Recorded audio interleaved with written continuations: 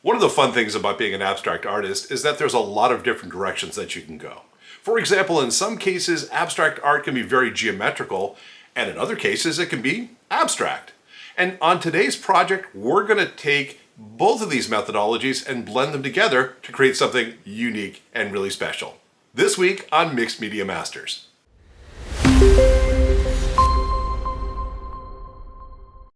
Hello makers and welcome to the studio. Good to have you here. If it's your first time, welcome. If you're a return visitor, wonderful. Love to see people coming back. And by the way, if you're not, hit that subscribe button at the bottom. And we'll let you know every single week when we drop a new video. Now, as promised, this week we're going to create a 1-hour masterpiece, which is going to take a little bit of time because, again, like a lot of these things in collage, there's a fair amount of gluing that gets involved. But in this scenario, we're going to take some dots that we're going to cut out. We're going to talk about using a different paper punch and a paper punch to align our dots. And then we're going to take the pieces of paper that we've created and use them in a secondary manner to create a more complex abstract piece of art. I'll show you what I'm talking about. Now, to begin with, I have a piece of paper, which is a piece of 18-inch by 24-inch mixed media paper, and I've cut it into different pieces because I've already started to plan out kind of what I want my project to be. So I have a few different pieces, and each one of these pieces is going to represent a different color of my finished artwork. Now, I've also thought about the palette that I want to be able to use for this project. And in this scenario, the 4 colors we're going to be using, and this is a very bright project, as you can see. We're going to have some yellow. We're going to have a rather hot pink or magenta. We have a teal blue, and we have a purple. Now, the objective of this project is relatively straightforward. I want to be able to punch pieces of different colors out and to mount them on each one of these different pieces of paper. For example, I'm going to be putting my purple color on this piece of paper, which means I first need to punch all the holes, right? All of the different discs I'm going to need, and then glue them down on this in a pattern. And I'll show you what the pattern looks like. But for starters, the first thing I'm going to need to do, of course, is to punch some holes. And for that, I will be using this 5/8" punch. It looks like this. And the thing about these punches is that you can buy them on Amazon and other places in your craft stores, and they're really, really helpful sometimes. I mean, again, if I were going to do this with a utility knife, I wouldn't, because there's no way I can make a round circle like that on a consistent basis. And this allows me to really punch out a lot of fun pieces and have something to work with. And in most cases, it's just a matter, and by the way, I like to turn my stamp upside down, my paper punch upside down when I work with it, and that allows me to see where I am in the paper. So for example, if I come in here and I punch out a piece of paper, then I can move my punch down and I can see where I'm not overlapping the hole. And so in this way, it allows me to go down through very quickly and punch out a lot of discs, and some are rolling away perhaps. But this is going to be the foundation for what I will be creating. Sometimes they pop back into the hole. There you go, come on. And anyway, this takes a little bit of time. So what I'm going to do is I'm going to spend some time punching out the different colors that I need. I will show you one more tip just to make life a little easier for you. And that is when you get to the end of a row like this, it's generally a nice idea. And I'm going to just use my rotary cutter here and a straight edge, and I can just get rid of that ragged edge now, as it were, right? Because that's not going to be very easy to work with. And now I have a new fresh edge that I can come here and punch out. So I'm going to do that, and I'm going to organize my my pieces here so I don't lose my hard-earned stuff. And I'm just going to put them in this food container here. And I'm going to save up a pile of the purple ones. I'll do the same thing with my teal and my magenta and my yellow. So I'm going to actually pause this video right here because nobody needs to have that much fun. And when we come back, I'll have some pieces that we can work with, and I'll show you how we go through the process of gluing them down. 3 days later. Okay, welcome back. So as you can see, quite a good collection of big confetti has been created, and we also have lots of this fun scrap. Not sure if there's a use for this, but it could be interesting, right? So a lot of times this stuff ends up in the scrap bin where it might have future life. because it's still color, which is what we're working with here. But what I want to do now that we have all of our discs cut out is I want to figure out how to mount them on a piece of paper. Now, again, this is kind of an interim step because what I'm really doing is I'm going to take these and I'm going to create a grid of dots. And I'm going to cover the sheet with a grid of dots, but the final project is actually going to be taking that sheet of dots and turning it into something else. So let's focus on our magenta color here. And I have the piece of paper that I'll be using for my magenta. I know which kind of the proportions of colors and how I want them to come in here. So my objective is, once again, I want to create in essence a grid, and it's going to be a simple grid here where I'm just going to take my dots and I'm going to glue them to this piece of paper running in rows across it like this. So not super complicated. And one of the things that I may do just to aid me along the way, because I want to make sure that this stays as uniform as possible, because the final effect is going to really depend a little bit upon making sure that we have everything nice and straight. And I'm not going to be too crazy about this, to be honest. You know, I'm going to get close, but it's not like we're going to be measuring it in microns. And let's just get a pencil line in here. I'm going to make it super light, but I want to have just a reference line that I can start with. And I'm going to balance all my dots on that line, butting up to one another, like that. And then I'm going to put a row on top, rows below that, and I may put a few more lines as we go down, just to make sure I don't, you know, if you've ever worked on something, it starts to go tilty, and then by the time you get to the bottom, it's really tilted. We want to avoid doing that. Now, the bottom line here, and I'm going to grab a glue stick, is I want to be able to paste these dots down on the piece of paper. And so I'm going to start by making it really easy for myself and putting the glue down first, and then putting the dots where the glue is, as opposed to trying to glue every single dot by itself one at a time, which may take forever and a day. And so if I come in here and lay some glue down here, let me just do like half a row, then it's just a matter of sliding these dots into place, like that. And I can slide it into place, and I want them to butt up against each other as closely as I can get them. So touching is really the objective. And again, make sure you are staying on your line. And it looks like it might be a little below the line there. I'll have to bring that up a little bit. There we go. And again, I'm not going to go crazy here, but I do want to make sure that it's going to be as uniform as possible. So let me get the other side glued up here. And then it's just a matter of getting a U in place. Nice. And U in place. And G right there. A couple more to go in here. And I think, and by the way, I'm going to be going off the edge here. I don't care. I don't care. And you'll see why when we actually use these pieces, because we are going to cut them. We're going to cut them down a little bit further and make them fit into a bigger model. And so now that we have the first row in here, let's do the same thing with the second row. I guess I'll start on this side. Why not? There's no hard and fast rule on how we have to run these in here. I'm just going to try to line them top and bottom best I can with the ones above them. Looks good. And we want as close as we can to uniform without being, without being an engineer about it, I guess. We don't need to have precision, precision, precision. This is not going to be a clock. And by the way, I'm going to take my my print roller here, and I'm going to just, from time to time, just use it to squish these things down so they stick better on the paper. Now let's do this side here as well. And there we go. And there, beautiful. And again, it's not a very hard process at all. It takes a little bit of time. By the way, to cut all these out, just for the sake of interest, took roughly 40 minutes. So it takes a little bit of time, but it's not exactly hours and hours. Now, I suspect this is going to take at least an hour to glue all these up, depending upon my pace. And again, not that I don't want you to have fun, but you don't have to have that kind of fun. So I'm going to turn the camera off yet again, and I'm going to glue up all of my sheets here, and I'm going to apply dots. That's what I'm going to do for the next hour, put on a book or something to make the time go by. And I'm going to glue these up. And again, I have my teal color, my yellow, and my purple sheets to do. And when I'm all done with that, we'll come back and I'll show you how we're going to construct our final part of this project. Several months later. Okay, we are finally back. Now this process took close to 2 hours, about an hour and 45 minutes to paste things up. But as you can see, we have some pieces of paper now that have the grid of the dots that we punched out earlier in place where we need to have them.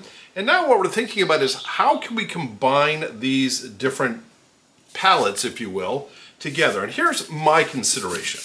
The consideration is I want to create a piece that's going to have some purple and it's going to have some yellow coming off of it like that. And over here we'll have an interrelationship between the purple and the teal, and we'll have an interrelationship, as it were, between the pink and the teal as well. Now, by interrelationship, what am I talking about?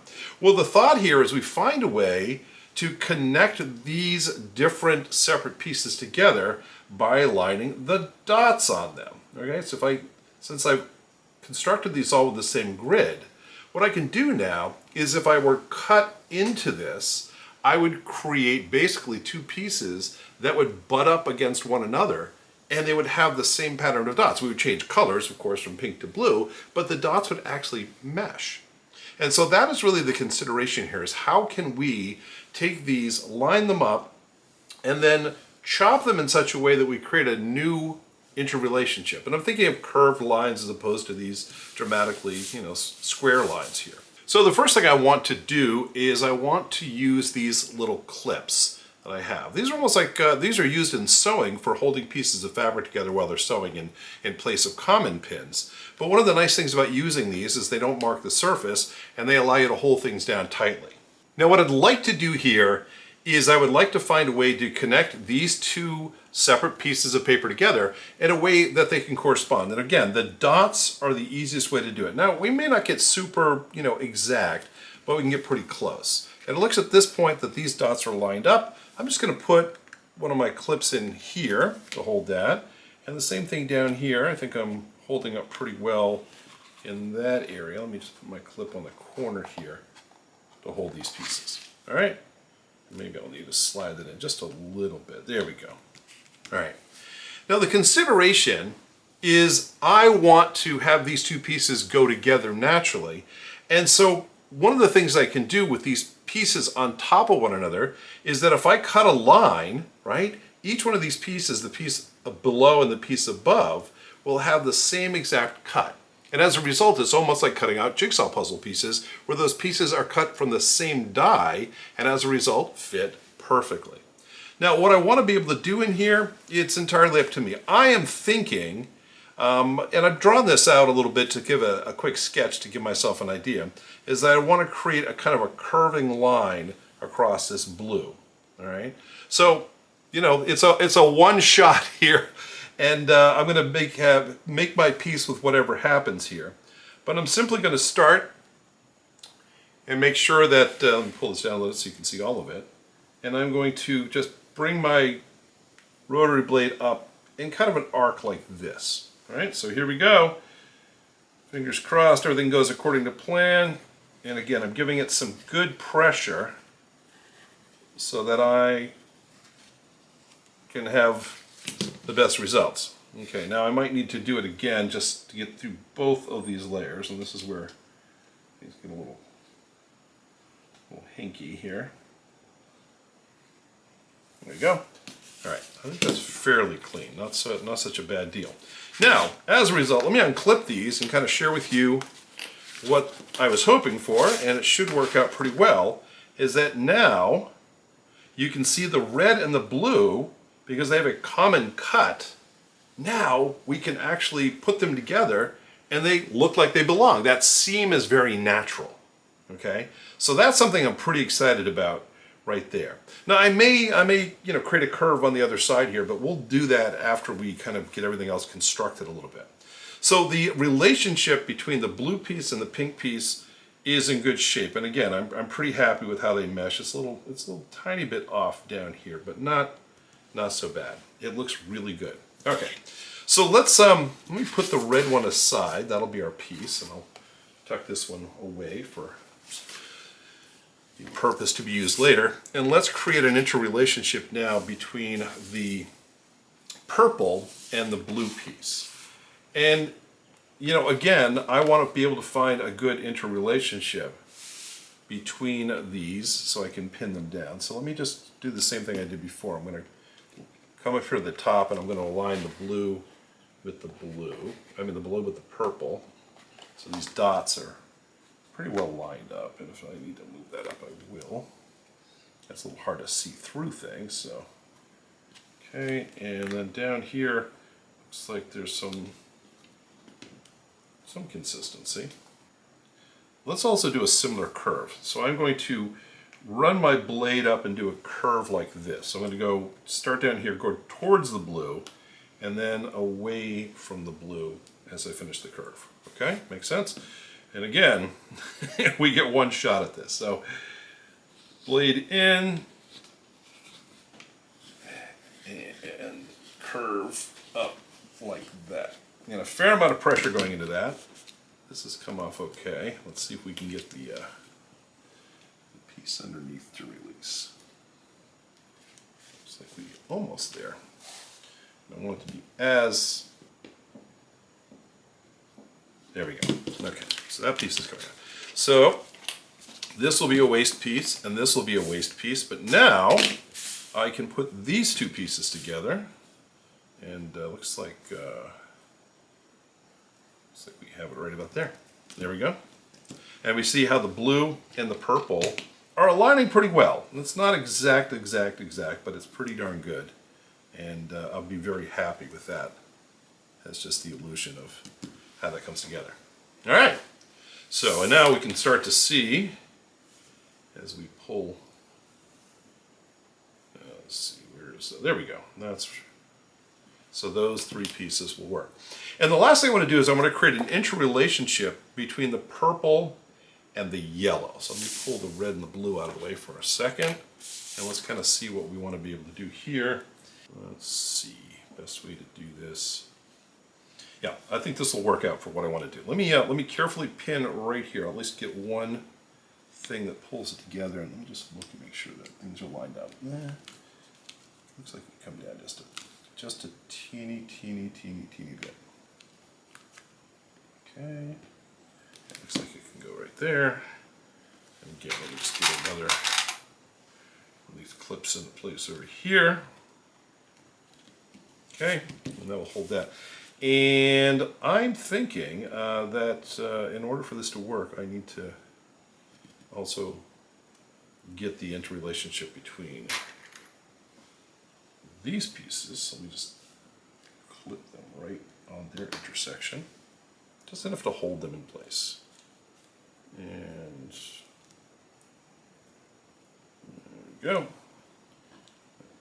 Clip on there. And finally, again, I'm thinking of a curved line, and I'm thinking as I draw across here, I'm kind of doing a curve across here, if that makes sense. So, once again, you don't know what's going to work until you do it sometimes. I just don't want these things to move if I can avoid that happening. So, I'm ready to give it a try. So we're going to get the curve of across the yellow here, and then come up and around. So here we go. I'm going to start here.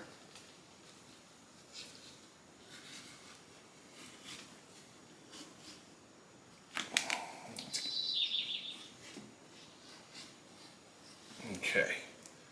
So that looks pretty good. Now again, looks like I managed to get through all of it. Perfect. Okay, so let's unclip here, and let's see what we can do. Again, we have our discarded pieces, but now if I come in here and I start to look for the interrelationship, oops, I might need to paste that particular piece in since it seems to get a partial. There we go.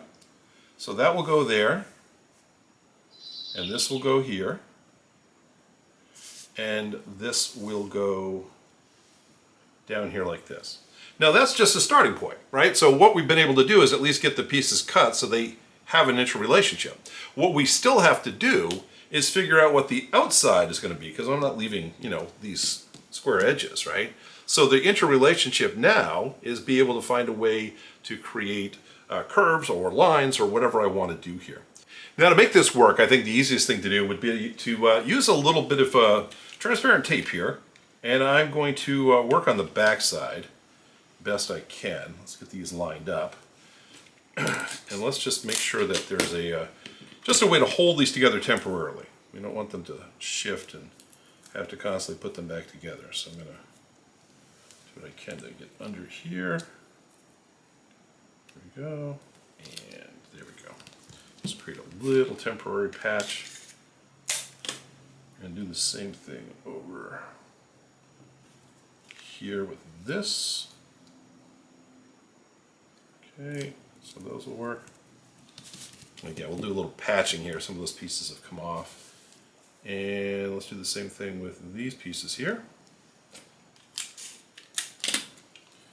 And like that. That's another piece.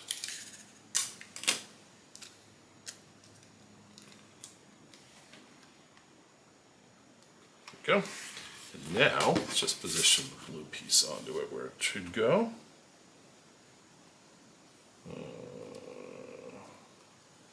So further down. Looks like we have it right there. There we go. Okay, those will hold together. And let's do the same thing. I'll put some tape underneath the blue. And do like that. Make it super easy. That is that. Okay. So it looks kind of cool. It looks kind of cool. So now I'm going to finish up by making just single cuts. And I'm thinking I'm going to go kind of down here. And this will be kind of a divot. It'll kind of come down to a point, as it were. So let me just kind of make that happen by cutting down like this. And I know you had all those hours of pasting things down just to trim them off, but this is kind of what we had planned from the start. Let me work on the top part here. And again, I'm going to kind of take a little bit of a V and then maybe back up. So kind of like in the middle of the blue. We'll keep it somewhat shallow. And then back up to the corner of the red. There we go. Nice, nice, nice, nice. And finally, I think for this pink, I'm going to make a curve and come down like this. So curve, curve, curve, curve, curve, curve, curve. And then we'll hit that intersection right there.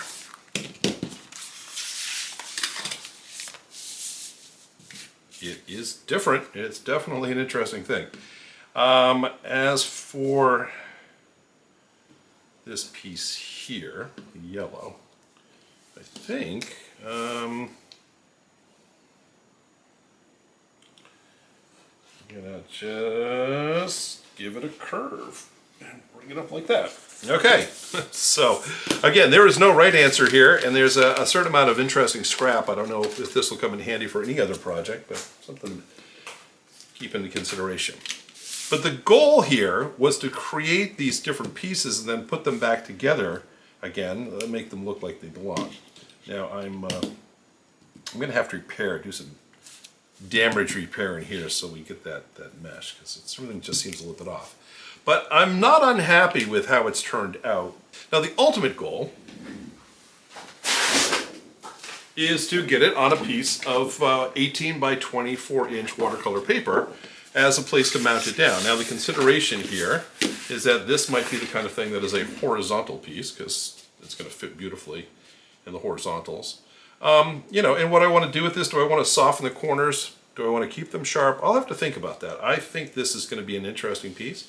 You know, do I mount it at an interesting angle just to catch the eye a little bit differently as opposed to, you know, running a square? The angle actually looks pretty cool. So, but I'm going to have to play around with this a little bit as I work it through. But the overall goal of this project has been to take something relatively simple. I mean, punching holes, not so hard. Putting them on a grid, not hard, time consuming, but not hard. But then finding a way to meld these things all together So you really create a really cool interrelationship between the form and the color. And like I said at the beginning, it's an opportunity to take something that is by nature geometric and as a result make it very abstract. And that's what we're trying to do here. So some really cool things. And I'll have a finished picture of it here for you. I'm going to go and glue down some of these other places and make sure that we can kind of tidy this up. But that really is the nature of this project. And if it turns out well enough, I may throw it up in the gallery for you folks to take a look at. I'll come up with a name and everything. Yeah, I do that.